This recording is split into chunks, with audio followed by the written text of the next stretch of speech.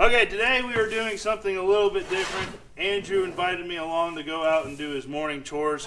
During the winter and also during the summer, he helps out a neighbor with a cow-calf operation, which this would be considered a cow-calf operation, which means essentially that you have cows throughout the year and your crop is the calf, so you sell the calf at a certain given point to the market, and then people at that point in time feed out the calf. Would that be a correct statement? Yep. So every morning during this time, which you guys will see, he has to go out, check the waters, and feed the calves and check the cows. So today in the video we're going to be doing kind of his daily chores, plus what's special about today is that we're going to be grinding feed. So, no, I took a little bit out of that bucket. I'll put it back in. Shake it like this. There's going to be a little heavier market weight on that bucket. So, join us. I'm learning today. You guys can be learning today. It's something that I don't get to do, but I'm interested in everything agriculture, and this is one of them. Let's see what happens. All right, just grab some buckets. The first part about choring is you need the proper gloves. And they need to be yellow with the red tops. That's just. Why? I'm just making fun. Well, I got high visibility once the I'm cows just don't try joking. That's just what every old farmer has, is these yellow gloves they get at the feed store. Yeah, I don't understand how, like, those aren't even gloves to me. It's like they're trying to wear a mitt.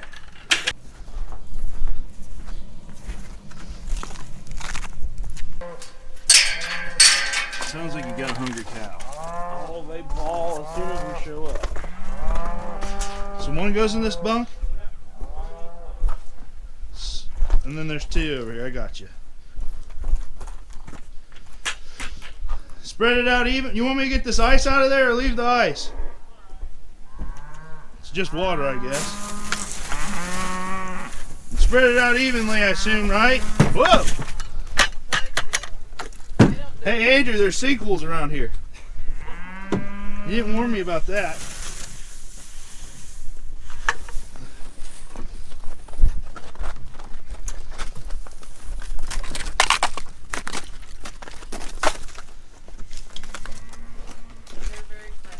Yeah, I know that. I didn't know if that gate was closed. I was like, that cow might be trying to get past me. And we gotta check the water to make sure it's still working. That's piped underneath. So is that like that's a heifer then? So that's a. These are just all calves. These are the calves. Yep. So I figured, well, so that's a cow's had its first calf. Then, yep. Technically, and a heifer. A heifer hasn't calved yet, and then some people call them second calf heifers. Like a 3-year-old to be a true cow. That cow jumped the bunk. This one. So now these cows here, these calves, they're getting fed to get to a certain size to go to market. Yep, we'll probably market them. Yeah. Another 2 months. So that's why they're in this area versus out in the pasture. Out there. That'd be a pregnant cow right there, isn't it? I mean, its belly's sticking out weird to one side. Yep. Yeah. Look at them. They look like me after I eat too much Chinese food. So one of the things that Andrew has to do in the morning when he's choring for these calves is he has to give them a creep feed, and I think you would call it a creep feed. I am in no way, shape, or form or any type of expert on cows. This would be probably the second time that I would consider actually ever feeding cows, and more towards the first because I've never actually fed the cows. I've just been with people when they're feeding their cows. So they put feed into the bunks there, and that's like the higher source of protein, if I'm correct, so that they'll eat that up. It maybe gives them a little more weight. And then they always have access to hay in the bale feeders. And what they're feeding is this hay right up here. We'll check it out. It's a Timothy grass mainly, and you can tell that because Timothy has this very distinctive head. Makes very, very good feed. Very, very good feed. So we'll go up the road to the next deal and see what happens then. So to give you guys an idea of what we've been dealing with weather-wise here lately. And I guess it's one of the perks of not having cows is not having to try and feed bales that are frozen to the ground and slipping around on slushy ice. It's supposed to be maybe a little bit warmer today. It got up to like 47 yesterday. I think it's misty, and I think it's maybe supposed to rain again, and then get down to like 9 tonight. So I got a feeling we're gonna have another big ice storm like Andrew said here a second ago. But that's what we're dealing with weather-wise in southeast Iowa, Appanoose County, is ice. And Ice. got more calves to feed. And we got more calves to feed. And a strange neighbor cow. And a strange neighbor cow. I bet you guys can't figure out which one that one is.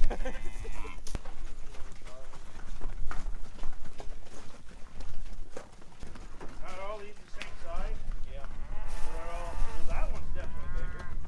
Oh, you Like it's in. got 3 bunks.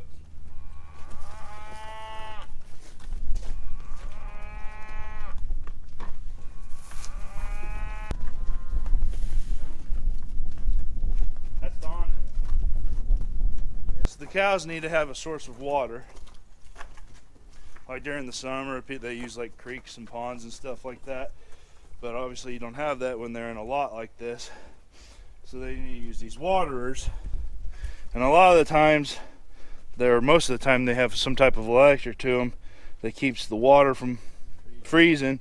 And then as the cow drinks the water, I'm not going to put my hand in there for you guys. It has like a float in there, so it has a constant fill of water, and it'll also keep the water fresh. How often do you clean like the waters, or just when they get dirty or When something? you have to work on it. Yeah, when you have to work on it. So. But this one here, this side is for the calf lot, and then all the cows can get to the other side. So they come up through this lot and drink. And they can get to the pond if it's not froze, but if it's froze, they come up here and they can drink out of the water. Which I don't know if the ponds are frozen right now. Probably not yet. Probably. They were froze at one point, and they've defroze. So. And we will probably have to put a bale in here tomorrow. The way that looks. So make a mental note of that. Put that on tomorrow's to-do list. Yeah. He'll have to put a bale in there tomorrow. Because there's too much to pull the ring and let them tromp it, but tomorrow they'll probably have most of that eaten, and we'll put a fresh bale in. What about like knocking it down, or does it even matter? Like, see, They'll the bales. eat on it and it'll fall over. Oh, okay. So, yep. That's the one that's not supposed to be in here.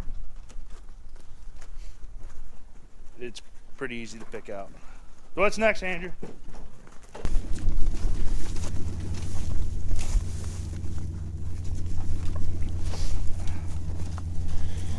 I came off nice.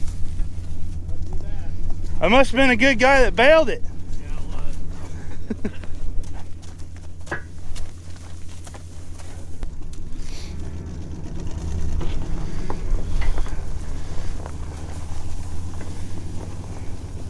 Yeah,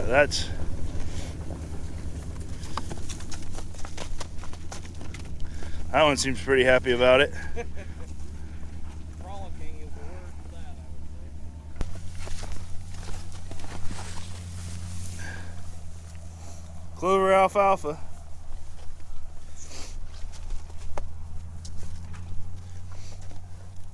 You would say these cows are pretty gentle right now, because I've never been around them, and they aren't spooked at all about me. So saying that, next thing you know, I'm gonna get a big old cow head up the butt.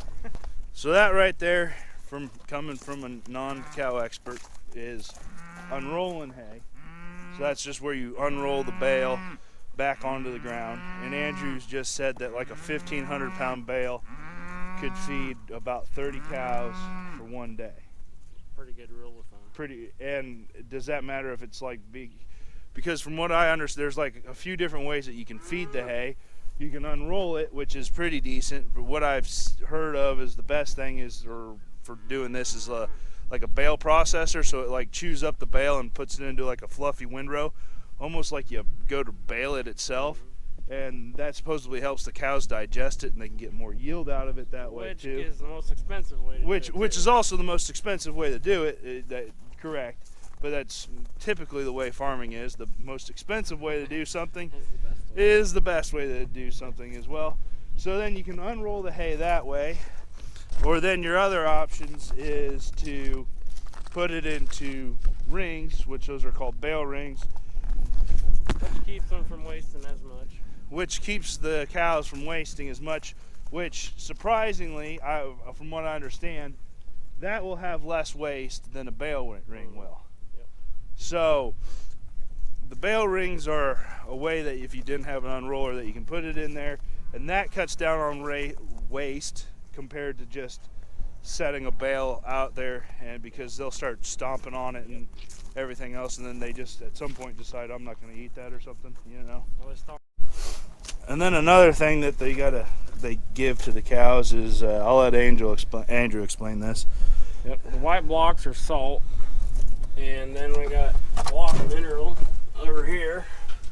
It's just a block, and then we got bag mineral, and it's free range choice. They can come in here and lick on what they want when they want.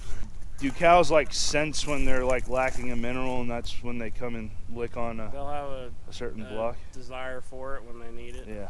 So that's just like a supplement for. We could mix in the bag mineral with the feed if we needed to, but we don't, because they'll come and get it when they need it. So just another way to support the cow's health. Yep. You know, happy cows, happy beef, good steak. Happy.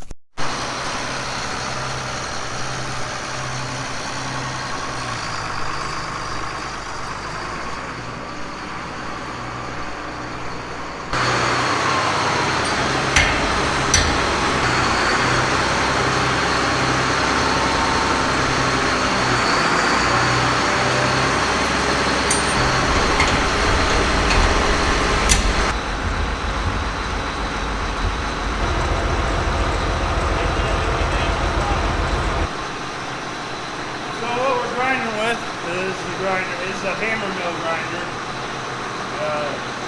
It's a New Holland 353, whatever that means. And it's imperative to have the duals on for grinding. And you gotta have the duals on for grinding, in case you're grinding on really steep hills. And it's a pretty cool old Alice 8030.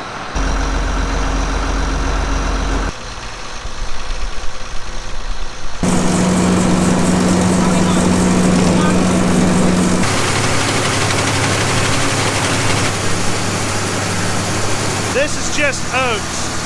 He grows his own oats to feed to the cows. And what we're doing here is augering them out of a bin, which then they get augered up this chute right here and dumped down into there. And down in there is a hammer mill, which is just a bunch of blades that are going up against a screen, which the screens, I gotta stay away from that PTO, the screens are these right here. And the screens have different size holes. The different size holes determines on what the fineness of your grind is. So in an odd roundabout way, what they're doing here is essentially chewing the food before the cows even get it. That's kind of what's going on, from what I understand. Now in this mix, we're just grinding oats. But really, you have the ability to grind in anything you really want. Here's the side class for grinding. You can put corn in here, you can put oats obviously, you can put hay in here, minerals in here, you can put your leftovers in there, really whatever you wanted to grind up, you can put it in there. Ear corn, then grind it up and make the feed.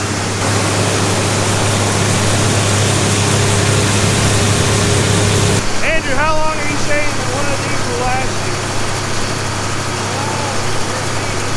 For the calves that you guys saw me feed are over there at the other place. Not these right here behind the barn, but over there at the head goat show. What were those? We feed 4 buckets a day, and we'll run them pretty close to 2 weeks. So 3 weeks at 4 buckets a day, but as the cows get bigger, they need more feed, so that will cut down too. And are we grinding the full load? Close to it. So close to the full load.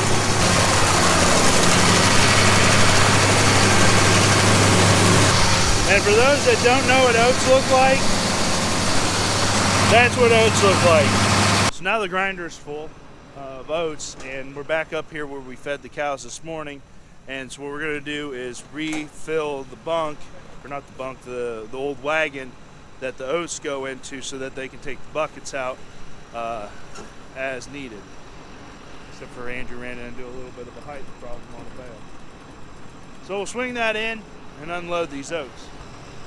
I also forgot to mention though, or show you guys, Then on this grinder, the back end of it is supposedly where if you were to put like mineral and stuff, you could dump the mineral in to that chute.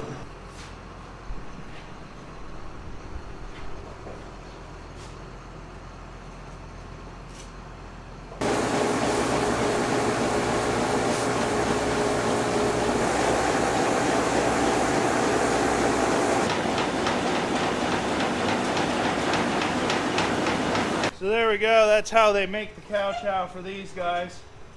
There's nothing special about these oats. I mean, you could literally eat these oats. Like, you eat them in the water and stuff, but you can, Here, wash it down with the mouthful yeah, of hay. that was for a fact. But there's no like chemicals or hormones or nothing like that. I won't be mooing later. It's just oats. It's what they're feeding to the oats. So Some go to Quaker, some go to the cows. yeah, some go to the Quaker, some go to the cows, and then the cows eat the oats, and then I eat the cows. So the cows, you know, I just cut out the middleman right there, I guess. Yeah. So Andrew's gonna head back. He's got another batch to do. I actually have to go to a meeting, so he's gonna grind up the next batch, and I think he'll put corn in the next one, won't you? Yep. I'm putting corn So corn in the next one. Well, that's kind of an interesting thing to do. It's like, for cow guys, it's something that they have to do every day. For row croppers, we don't have to do this every day. But it's interesting to learn. So thanks for showing me. You're welcome. Yeah, it needs some heavy cream with the oats. Probably need, yeah. As Andrew heads off to mix up the next batch, I'm going to be heading out. This is the stuff that I don't get to do every single day, and I really find interesting. We don't deal with cows, so this was a cow-calf operation. If there's anybody out there that is in the agricultural world that maybe has like a feedlot and they do the finishing of the cows, or they have things along the lines of like goats, pigs, or anything like that, and maybe they want somebody to come work for them for a day and carry around a camera and kind of showcase, and so I can learn, because that'd be very interesting to me. I'd like to tour a dairy or work on a dairy for a day.